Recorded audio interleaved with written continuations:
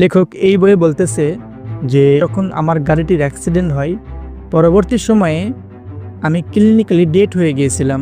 আমার দেহের 11টি হাড় ভেঙে গিয়েছিল। আমাকে যখন উদ্ধারকর্মীরা উদ্ধার করে হসপিটালে নিয়ে গিয়েছিল, তখন ডাক্তার আমাকে দেখে বলতেছে যে আপনি আর কখনোই হাঁটতে পারবেন না। আমার স্মৃতিশক্তি লোপ পেয়ে গিয়েছিল।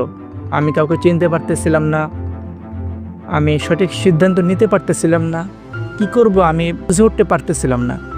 এভাবে চলতে চলতে আমি আমার পরিবারের সাপোর্টে আমি স্বাভাবিক হয়ে উঠলেও কিছু বছর পরে আমার জীবনে আরও একটি সংকট নেমে আসে।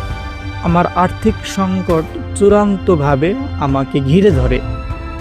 আমার কাছে খাওয়ার টাকা ছিল না, আমি বিল পরিশোধ করতে পারতেছিলাম না। আমি যে বাড়িটিতে থাকতাম সেই বাড়িটিও ব্যাংকের কাছে আমি বন্ধক রেখে ঋণ নিয়েছিলাম। আমি টাকা জমা দিতে না পেরে আজকে আমার সেই বাড়িটিও ব্যাংক নিলামে